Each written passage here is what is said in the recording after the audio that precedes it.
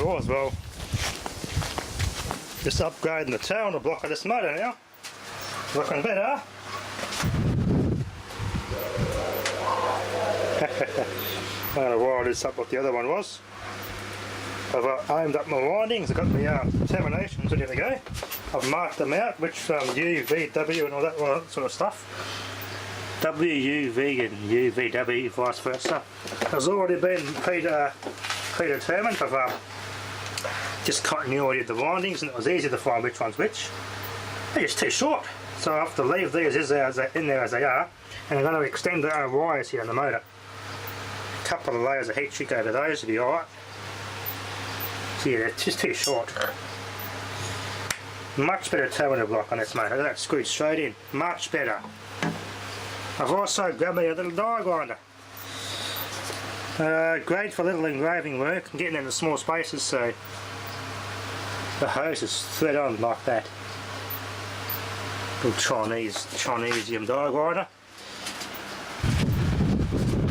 Looks like a bloody little dentist used for your teeth.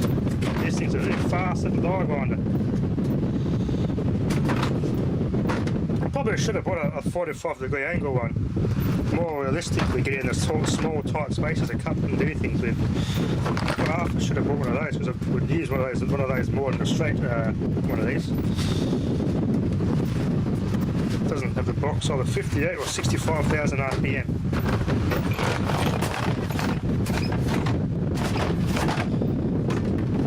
Put the oil, which I'm going to call it Chinese stuff in the oil, but it is.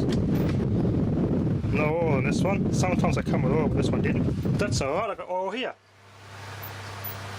So that's your inline oiler, which goes on the end of the hose. Well, that screws on there. You take this Phillips head off and oil gets pumped through here, drips in through there, goes in there and it's fed in slowly through the basically this goes right through, air goes right through that, and it draws past and like a venturi and creates suction and sucks oil in. That's how that works. And the exhaust comes into this clear hose away from you and out there, so this braided cloth hose is going to get pretty oily and nasty. Yeah, go on at 65,000 RPM, 90 psi. You can carefully regulate that for speed, which I really like. Now I've got a fitting here somewhere. This smegged die grinder, here we go, this one. Take this fitting here off, then I go straight on the end of that, threaded oiler, and we're done. There's Chinese fittings, not really that good, so I won't use that one. Then we got a little smaller collet, which is nice for smaller adapters. Neat. It's a Dremel size this is. They can take two different sizes, which is nice. If I turn this on, try and blow into it. No way, not enough pressure. Don't want to put moisture in that, not good for it. Put your spanner in there, lock it up, and undo the collet to change the bits. Now it does need a, what's it say here, 2 CFM average air consumption, 1 horsepower minimum air compressor. They're those little Chinese direct drive pieces of junk. Now this is a, I think this is an 8 CFM pump, this compressor itself. I think that's an 8 CFM. Let's have a look. 8.36 CFM. I want to get a bigger one of these swans. The orange ones of these I had in the 80s. There were bigger ones, or one model that I'm looking at in particular. There's a 15 CFM. That'll probably be better for my needs. Go with a 15 CFM and connect this up to an old gas bottle. But the problem is with that, this motor's not designed for that duty. It got a little bit hot for my liking. It's that sort of compressor would need actually at least 2 horsepower to drive it. This is a 1 horsepower motor. That's why I want to get a good single phase motor happening. A good 2 horsepower at least, 2800 RPM motor. Because I can want a bigger compressor.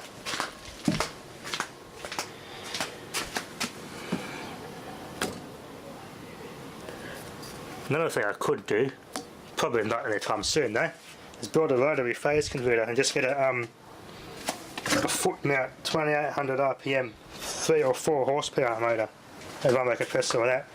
I don't need at least I need a 5 horsepower 5 horsepower 3-phase motor as my idler to generate the 3rd phase, because if you've got with a rotary phase converter you can run a lot of 3-phase things at once. But you need to have a very large motor, larger than any other motor in your workshop as the idler motor, to drive any other motor you have in your workshop.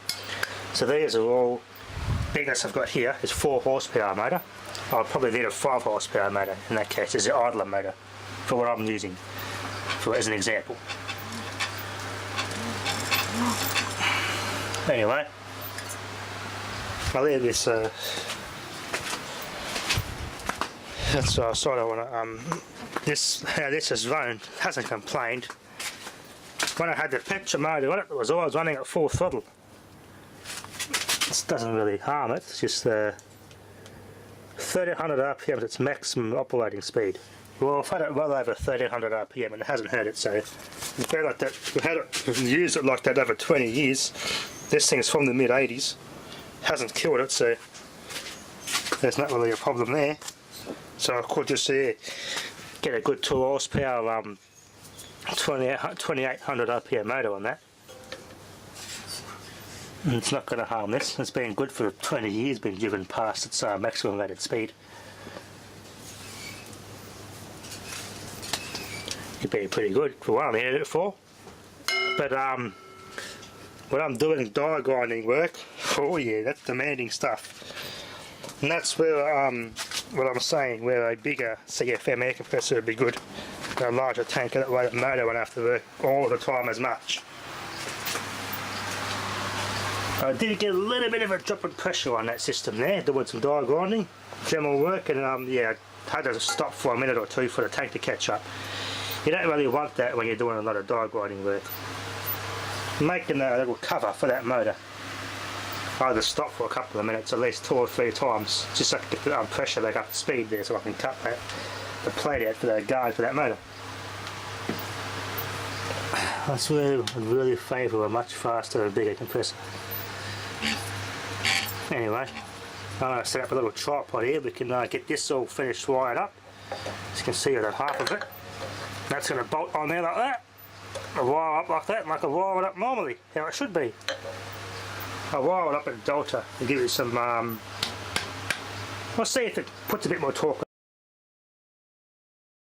Oh viewers, I couldn't be bothered setting a tripod up with this bloody thing, but what I've done, basically good soldering job, use some rosin, good stuff, you know what, you want to use as much of that as possible of critical connections like this one, so I put plenty of rosin on those, got all the oxidisation I've put off these, especially these 2 wires here. Bit of oxidation, helps with the best possible solder. Yeah, double heat stroke, really nice and insulated. And I did the same with this last one. Looking good. Alright viewers, it's all done. That's better. Nice and secure, plenty of washers on there.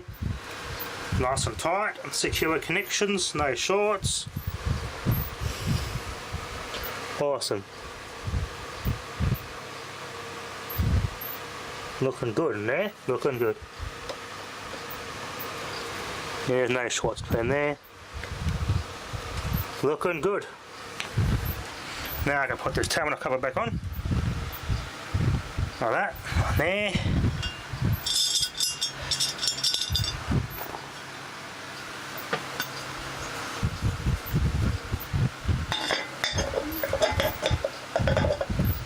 Looks better. Nice. Okay viewers, well, I just tested it and I'm going to rewire it. Yeah, it doesn't rotate at all. You hear the noise but the motor doesn't turn at all. Yeah, I've got to rewire it in the terminal block, and I've got the order of this wire the right way around now. So I'll play with the wiring on this and see how that goes. So I'll just wire it back in star as it was and leave it at that. This probably isn't even wired or wound up. Well, it should, in theory. Theoretically though, it should work in Delta, but I just tested and it doesn't move at all. So I don't know what's got on there, just leave it in star. Interesting, this is actually, it must be just configured to run in star only, this motor. Yeah, oh well. So I said it didn't work in Delta, no rotation at all in that shaft at all. I could hear the drive going, but that's about it. So I wired up back in star, leave it in star. This might just be star wound, this motor. Interesting. Doesn't specify on the plate, but yeah, that's just how I've done it. Oh well, no biggie. At least it looks like that's how a Teco motor should look. It's supposed to look like that. That's better. Nice old school heavy duty gland on there, like this one here's got. Same sort of thing in this old motor. I like that. It gives it the old school touch. That's what I like about those Teco motors. Anyway, that'll be enough for now. Thanks for watching.